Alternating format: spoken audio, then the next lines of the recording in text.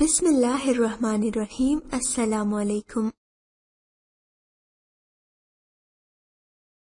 آج میں جیسے ہی گھر میں داخل ہوا، پھر وہی شور شرابہ اور بیوی کا وہی رونا دھونا۔ اماں تو اس روز روز کی بیماری کے دورے سے تنگ آ ہی چکی تھیں، اب میں بھی تھکنے لگا تھا۔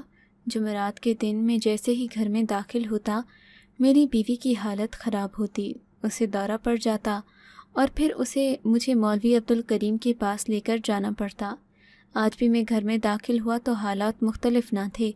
میری بیوی سر پکڑے بیٹھی تھی، کبھی اپنے بال نوچتی تو کبھی حلق سے عجیب عجیب آوازیں نکالتی۔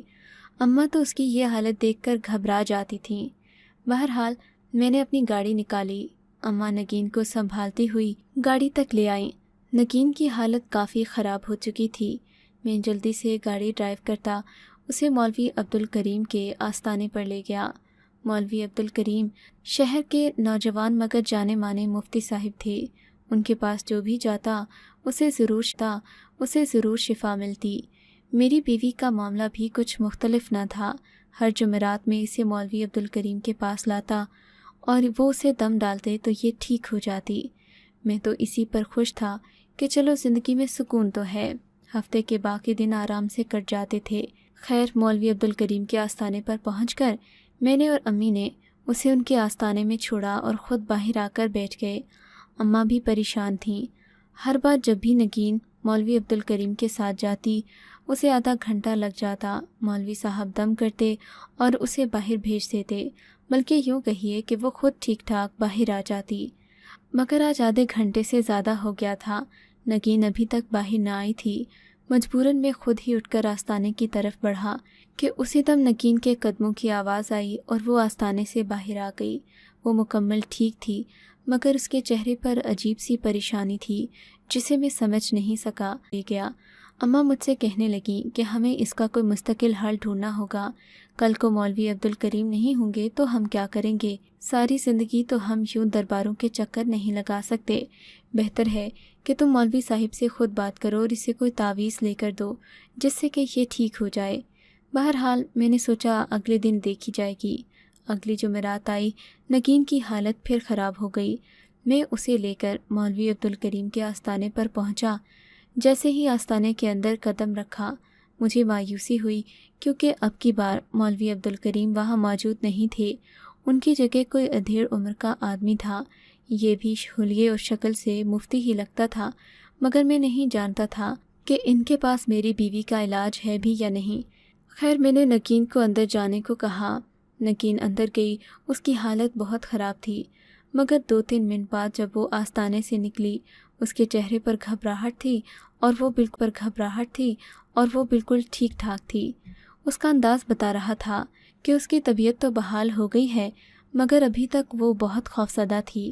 اسی اثنا میں مولوی صاحب بھی اٹھ کر باہر آ گئے۔ کیسے ہیں آپ لوگ؟ انہوں نے ہمیں سلام دعا کے بعد پوچھا۔ تب میری اماں بتانے لگیں کہ میری بہو کو مستقل ایک مسئلہ ہے۔ جمعرات کو اس کی حالت خراب ہو جاتی ہے، پھر اسے مولوی عبدالکریم کے پاس لانا پڑتا تھا، مگر ہم چاہتے ہیں کہ اس کا کوئی مستقل علاج ہو جائے۔ مولوی صاحب نے اماں کی بات دھیان سے سنی اور بولے، کوئی مسئلہ نہیں، آپ کو 3 دن اور 3 راتوں کا چلہ کاٹنا پڑے گا، لیکن اس میں بہت احتیاط اور دھیان کی ضرورت ہوگی۔ ساتھ ہی آپ کو یہ لوازمات بھی چاہیے۔ مولوی صاحب نے جب لوازمات کی فہرست بتائی، اماں کا تو سر گھوم گیا۔ بولی، یہ تو میں نہیں کر سکتی۔ اگر آپ ہماری طرف سے یہ چلہ کر دیں، ہم آپ کو ساری چیزیں مہیا کر دیں گے یا ان کی قیمت ادا کر دیں گے۔ مولوی صاحب بولے، ٹھیک ہے، میں یہ چلہ خود اپنی طرف سے کر لوں گا، لیکن اس کے لیے آپ کو نگین کو میرے آستانے پر چھوڑنا ہوگا۔ مجھے اور اماں کو تو مولوی صاحب کی مہارت پر پہلے ہی یقین ہو گیا تھا، کیونکہ جس طرح 5 منٹ میں نگین کی حالت بہتر ہوئی تھی، اس سے پہلے والے مولوی صاحب کے ہاں ایسا نہیں ہوتا تھا۔ وہ 1.5 گھنٹہ دم کرتے، تب کہیں جا کر نگین کی حالت سنبھلتی۔ اب کی بار نگین بالکل درست تھی، اس کی حالت بالکل ٹھیک تھی، البتہ وہ ذرا سہمی ہوئی تھی۔ مولوی صاحب کہنے لگے کہ آپ کی بیوی کو 3 دن آستانے میں رہنا پڑے گا تب جا کر اس کا مستقل علاج ہو سکے گا۔ اس پر جو سایہ عاشق ہے اسے بھگانے میں مجھے کافی محنت لگے گی۔ ایسے میں مریضہ کا یہاں ہونا موجود ہے، اگر وہ اپنے گھر میں یا کسی دوسری جگہ پر ہوگی تو اسے نقصان ہو سکتا ہے۔ یہ دیکھ کر نگین کا رنگ پیلا پڑ گیا۔ بولی، میں یہاں 1 منٹ نہیں رکوں گی، مجھے گھر میں بالکل ٹھیک ہوں، میری طبیعت کو کچھ نہیں ہوا۔ یہ سن کر مولوی صاحب بولے، آپ کی بیوی کا مستقل علاج کروانا ضروری ہے، ورنہ اس کی حالت دوبارہ خراب ہو جائے گی۔ یہ جتنا مرضی کہے، اس کے اندر جو سایہ موجود ہے وہ نہیں چاہتا کہ اس کا علاج ہو۔ میں تو کہوں گا آپ اسے یہیں چھوڑ جائیں، کیونکہ اس کا علاج ہونا بہت ضروری ہے، ورنہ کل کوئی آپ کو نقصان پہنچائے گی۔ غرض انہوں نے ایسی باتیں کی کہ میں اور اماں قائل ہو گئے۔ ویسے بھی نگین تو پیروں فقیروں کے پاس جا کر ہی ٹھیک ہوتی تھی۔ میں نے حامی بھر لی۔ نگین میرے پاؤں پڑ گئی، خدا کے لیے مجھے یہاں مت چھوڑیں، میں نہیں چاہتی کہ میں یہاں سے اپنا علاج کرواؤں، میں ٹھیک ہو گئی ہوں، آپ میری بات سمجھنے کی کوشش کریں۔ نگین کی باتیں سن کر اماں اور پریشان ہو گئیں۔ بولی، مولوی صاحب صحیح کہہ رہے ہیں، اس کے اوپر جو جن عاشق ہے وہ اسے مجبور کر رہا ہے کہ وہ اس کا علاج نہ ہونے دے، ہم اسے یہیں چھوڑ کر چلیں گے۔ ہم نے نگین کو زبردستی آستانے میں چھوڑا اور خود گھر آ گئے۔ مولوی صاحب نے 3 رات کا چلہ کاٹنا تھا، اس کے بعد نگین کی حالت صحیح ہو جاتی۔ آج چلے کی پہلی رات تھی، مجھے بہت بے چینی سی ہو رہی تھی۔ اماں اپنے کمرے میں سو رہی تھیں، میں نگین سے اپنی شادی کے بارے میں سوچ رہا تھا۔ میری جب نگین سے شادی ہوئی تھی وہ انتہائی خوبصورت اور کم عمر لڑکی تھی، اس کے حسن کا کوئی ثانی نہیں تھا۔ اس کے ابا نے اپنی وفات سے 2 دن پہلے میرا نکاح اس کے ساتھ کر دیا تھا۔ میں نگین کو آج بھی چاہتا تھا اور پسند کرتا تھا، مگر نگین کی آنکھوں میں اپنے لیے کبھی محبت نہ دیکھی تھی۔ جب نگین بہا کر آئی وہ بہت کم عمر تھی، اسے کسی بات کا پتہ نہ تھا۔ مجھے اس کی معصومیت سے عشق ہو گیا، لیکن پھر رفتہ رفتہ نگین کی حالت بگڑنے لگی۔ میں اس کی اس حالت سے تنگ آ گیا تھا، البتہ مولوی عبدالکریم کے پاس جاتے ہی اس کی طبیعت سنبھل جاتی تھی۔ میں بہت پریشان تھا۔ ابھی مجھے تھی کہ اماں کے کمرے سے مجھے آواز آئی۔ میں اٹھ کر بیٹھا تو اماں کے کمرے سے مسلسل آواز آ رہی تھی۔ میں بھاگتا ہوا ان کے پاس گیا، دیکھا تو وہ اپنے سینے پر ہاتھ رکھے بیٹھی تھیں، ان کے ماتھے پر پسینہ تھا۔ میں نے گھبرا کر پوچھا، اماں کیا ہوا؟ لگتا ہے آپ کی طبیعت خراب ہے۔ بولیں، بیٹے میرا دل گھبرا رہا ہے نگین کے بارے میں، نہ جانے وہ مولوی کیسا ہوگا، ہم اسے وہاں چھوڑ تو آئے ہیں بیٹا، لیکن ہمیں یہ بھی تو دیکھنا چاہیے تھا کہ وہ کتنا منع کر رہی تھی کہ اسے وہاں نہیں رکنا، اور پھر جوان عورت کو اس طرح ایک آستانے پر ایک جوان پیر فقیر کے پاس چھوڑ کر آنا کہاں کی عقل مندی ہے۔ اماں نے اب یہ بات کہی تھی، حالانکہ اس سے پہلے ہم پیروں فقیروں کے بارے میں ایسی کسی بات پر یقین نہ رکھتے تھے، ہماری بڑی عقیدت تھی، اور ویسے بھی ہم جہاں گئے تھے وہاں کی شہرت انتہائی اچھی تھی۔ ایسا واقعہ پہلے کبھی بھی وہاں نہیں ہوا تھا، نہ ہی وہاں پر آنے والے کبھی کوئی غلط بات ہم نے سنی تھی، مگر پھر بھی اسلام میں کچھ حدود قائم ہیں، ان حدود کی پابندی کرنا ضروری ہے، چاہے انسان نیک ہو یا بد ہو۔ مجھے بھی اس وقت احساس ہوا کہ میں نے غلط کیا، نگین کو اس طرح پیر صاحب کے پاس چھوڑ کر نہیں آنا چاہیے تھا۔ ہو سکتا ہے اسے کوئی ایسی بات محسوس ہوئی ہو کہ اس نے ہمیں منع کیا ہو کہ وہ پیر صاحب کے پاس نہیں رکنا چاہتی۔ ویسے بھی پہلے والے حضرت بھی تو دم کر کے بھیج دیا کرتے تھے۔ 3 راتوں کے چلے کی سمجھ نہ آ رہی تھی۔ اماں کے کہنے پر میں نے گاڑی نکالی، وہ میرے ساتھ ہی پچھلی سیٹ پر بیٹھ گئیں۔ انہیں لے کر میں پیر صاحب کے آستانے پر پہنچا، دیکھا تو وہاں ہلکی ہلکی روشنی تھی، سب لوگ جا چکے تھے، جبکہ پیر صاحب کا کہنا تھا کہ رات کو یہاں کچھ عورتیں آئیں گی، ان کی موجودگی میں وہ میری بیوی پر چلہ کاٹیں گے اور یہ ان کی معاون ہوں گی۔ پیر صاحب کے آستانے کی روشنی بند تھی۔ ہم لوگ بڑے پریشان ہوئے کہ پتہ نہیں پیر صاحب نگین کو لے کر کہاں چلے گئے۔ میں نے اماں کو گاڑی میں رکنے کو کہا اور پھر چلتا ہوا پیر صاحب کے آستانے پر چلا گیا۔ یہاں پر جا کر دیکھا تو ایک مجاور کھڑا تھا۔ بولا، میں کسی مرد کو اکیلے اندر جانے کی اجازت نہیں دے سکتا، یہاں خواتین آتی ہیں، ان کے چلے ہوتے ہیں، ان پر مختلف عوامل کیے جاتے ہیں، بہتر ہے کہ آپ یہاں سے چلے جائیں، کل دن کے وقت آئیے گا۔ تب مجھے محسوس ہوا کہ واقعی دال میں کچھ کالا ہے۔ میں نے اماں سے کہا، آپ بھی آ جائیے۔ اب تو مجاور کو کوئی اعتراض نہیں ہونا چاہیے تھا۔ مگر خلاف توقع وہ مجھ سے لڑنے لگا، بولا کوئی عورت بھی اندر نہیں جا سکتی، اس وقت چلے کا وقت ہے۔ مگر میں اس کے سر ہو گیا، اماں کو اندر بھیجا اور خود اسے باتوں میں لگا لیا۔ وہ صحیح اور غلط کی بحث مجھ سے کر رہا تھا، جبکہ میں جانتا تھا کہ یہاں پر کچھ بھی صحیح نہیں ہو رہا۔ آخر رات کے وقت یہاں پر کون سے چلے کاٹے نہیں کرتے تھے۔ اماں جو آستانے کے اندر گئی تھیں، چیختی چلاتی واپس آئیں، بیٹا جلدی چلو، نگین رو رہی ہے، خدا جانے کیا ہوا، پیر صاحب دروازہ بھی نہیں کھول رہے۔ اماں کے کہنے کی دیر تھی کہ میں ان کے پیچھے پیچھے دوڑا۔ دروازہ واقعی بند تھا، نگین کی ہلکی ہلکی سسکیوں کی آواز آ رہی تھی۔ میں نے دروازہ توڑنے کی کوشش کی، مجاور آ کر مجھے روکنے لگا، مگر جوش غیرت میں نے دروازے کو ایسی ضربیں لگائیں کہ دروازہ ٹوٹ کر چوکھٹ سے الگ ہو گیا۔ اندر دیکھا تو نگین چادر میں لپٹی بیٹھی رو رہی تھی۔ خدا نخواستہ کچھ ہو تو نہیں گیا، میرے دل نے سوچا۔ اف خدایا، اس کمرے کی حالت کیا بنی ہے۔ میں نے ارد گرد نظر دوڑائی۔ عجیب تنگ سا کمرہ تھا جس میں اور کچھ بھی نہ تھا سوائے ایک بستر کے اور ایک انگیٹھی کے۔ نگین، مولوی صاحب کہاں گئے؟ میں نے اسے کاندھے سے جھنجھوڑتے ہوئے پوچھا۔ وہ خبیث مجھے یہاں بند کر کے اس دروازے سے باہر گیا ہے، نہ جانے کیا چیز لینے گیا ہے۔ مجھے اس کے تیور ٹھیک نہیں لگ رہے تھے۔ خدا کے لیے عادل، مجھے گھر لے چلیں، میں یہاں ایک منٹ نہیں رک سکتی۔ اس شخص نے مجھے اس قدر غلیظ باتیں بولی ہیں کہ میں آپ کو بتا بھی نہیں سکتی۔ نگین نے کہا تو میرا غصہ ساتویں آسمان کو چھونے لگا۔ پولیس میں میرا جاننے والا ایک دوست تھا، میں نے اسی وقت اسے فون کیا۔ میں تو سمجھتا تھا کہ اس آستانے کی شہرت اچھی ہے، اماں نے بھی کبھی کوئی منفی بات نہ کہی تھی، تبھی میں اپنی بیوی کو یہاں لے آیا تھا۔ پھر اماں کے ہی اصرار پر میں نگین کو یہاں چھوڑ کر گیا، مگر اب حالات مختلف تھے۔ پیر صاحب کی اصلیت کھل کر سامنے آ چکی تھی۔ 15 منٹ کے بعد تھانے کی گاڑی بھی آ گئی۔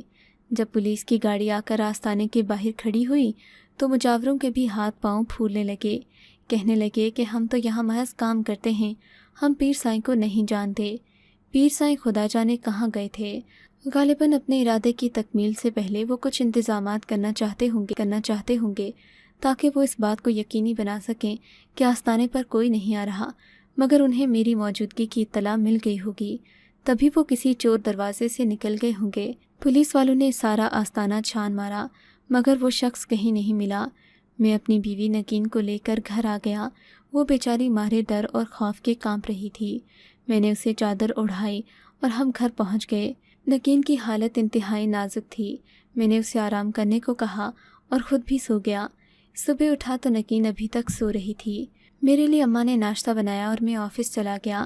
واپس آیا تو نگین کا رو رو کر برا حال تھا۔ میں سمجھا کہ اس کی طبیعت پھر خراب ہو گئی ہے۔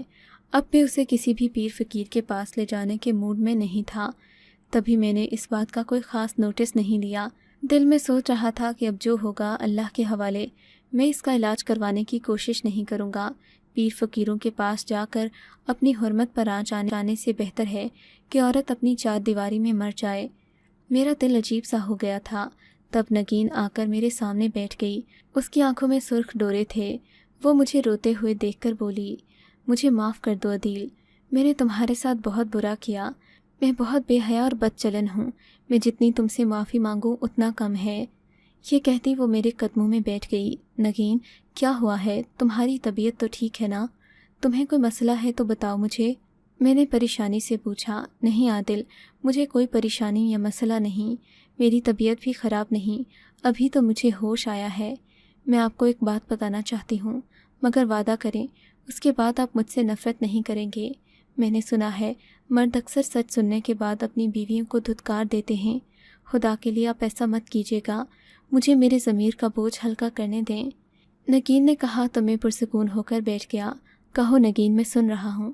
وعدہ کرتا ہوں کہ یہ کم ظرف مرد ہوتے ہیں وہ جو اپنے وعدے پر قائم نہیں رہ پاتے۔ بتاؤ کیا بات ہے؟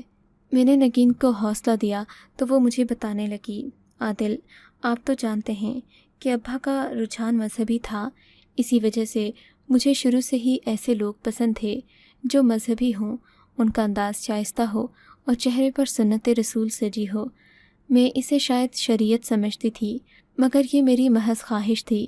ابا کے آستانے پر جو بھی شاگرد آتے میں انہیں دیدے پھاڑ پھاڑ کر دیکھتی۔ ان کے چہروں پر عجیب سا نور ہوتا تھا، मौलवी नूरुल हुदा की बेटी होकर मेरी आंखों में इतनी हया न थी जितनी नौजवानों की आंखों में होती।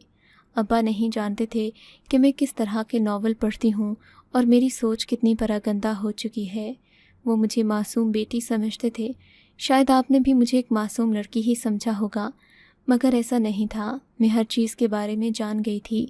ज़माने की हवा मुझे ना लगी थी, मगर किताबों और मोबाइल के ज़रिए मैंने समझे पूरी दुनिया की सैर कर ली। बस इसी वजह से मैं दिन रात किसी ऐसे जीवन साथी के बारे में सोचने लगी जो हूबहू अब्बा के जैसा हो। इन्हीं दिनों अब्दुल करीम हमारे मदरसे में आने लगा। वो अब्बा का ख़ास तालिब इल्म था। अब्बा भी उससे मोहब्बत से पेश आते। वो था भी आला किरदार का मालिक, खुश शक्ल और खूबसूरत। मगर जब से मैंने उसे देखा था मेरे तो दिल का चैन लुट गया। मैं उसे अपना जीवन साथी बनाना चाहती थी। एक दिन मैंने उसके सामने इजहार भी कर दिया कि मैं तुम्हें अपनाना चाहती हूँ। उसने कानों को हाथ लगाया, दोबारा मुझे इस बात का जिक्र करने से भी मना किया, मगर मेरे सर पर उसके इश्क का भूत सवार था। मगर फिर जल्द ही अब्बा को मेरी इन कोशिशों का इल्म हो गया कि मैं उनके शागिर्दों के इर्द गिर्द मंडलाती हूँ और मेरी नज़रें बेहया हो चुकी हैं। तब अब्बा ने मुझे आपके साथ ब्याह दिया। जब मेरी शादी हुई तो मैं बिल्कुल भी इस शादी के लिए रज़ामंद नहीं थी। अगरचे आप भी एक बाशरह इंसान थे, मगर मेरा दिल आप में न लग सका। तभी मैंने अब्दुल करीम के बारे में सुना कि वो इसी इलाके के एक आस्ताने में एक गद्दी नशीन मुकर्रर हो गया है। उस आस्ताने की शोहरत अच्छी थी। मैंने अपनी तबीयत ख़राब कर ली और उस आस्ताने तक पहुंचने का रास्ता किया। यहाँ पर मेरी मुलाकात अब्दुल करीम से हुई। वो मुझे दोबारा यहाँ देखकर हैरान रह गया। उसने मुझे समझाने की कोशिश की कि मैं अपने इरादे से बाज आ जाऊँ। मैंने कहा मैं और कुछ न कहूँगी, बस आधा घंटा तुमसे हर जमरात को बात करने आऊँगी। उसने मुझे बहुत मना किया, मगर मैंने कहा अगर तुम ऐसा नहीं करोगे तो मैं जहर खाकर अपनी जान दे दूँगी। अब्दुल करीम मजबूर हो गया और मेरी मजबूरी के सामने वो कुछ न कर सका। मुझे अपने आस्ताने पर बुला लेता और मैं उससे बातें करके आ जाती, मगर रफ्ता रफ्ता मेरी तलब बढ़ती गई। यहाँ तक कि उस नेक दामन शख्स ने खुद ही अपना दामन छुड़ा लिया और इस आस्ताने से चला गया। जिस दिन दूसरे पीर साहिब आए थे, मैं नहीं जानती थी कि ये वही हैं। अंदर जाते ही मैंने बेतकल्लुफ़ाना बातें शुरू कर दी। जब थोड़ी देर के बाद नज़र उठाकर देखा तो मेरी जान निकल गई कि यहाँ तो कोई और खड़ा था। ये खबीस इंसान मुझे देखकर हंस रहा था। इसे मेरी हकीकत का चंद मिनटों में इल्म हो गया था।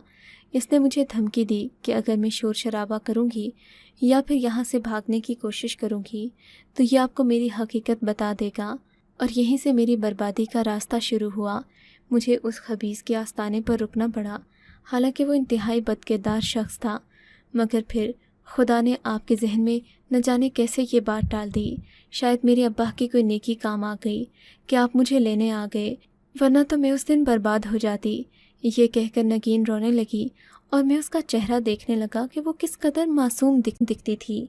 मौलवी साहिब की बेटी होकर उसने इतनी बड़ी बेहयाई का काम किया, मैं तो सोच भी नहीं सकता था। अब मुझे नगीन से नफ़रत तो नहीं है, मगर पहले वाली मोहब्बत भी नहीं रही। सोचता हूँ क्या करूँ, उसे तलाक दूँ, माफ़ करूँ, या फिर अब्दुल करीम से बात करूँ कि वो उसे अपने निकाह में ले ले।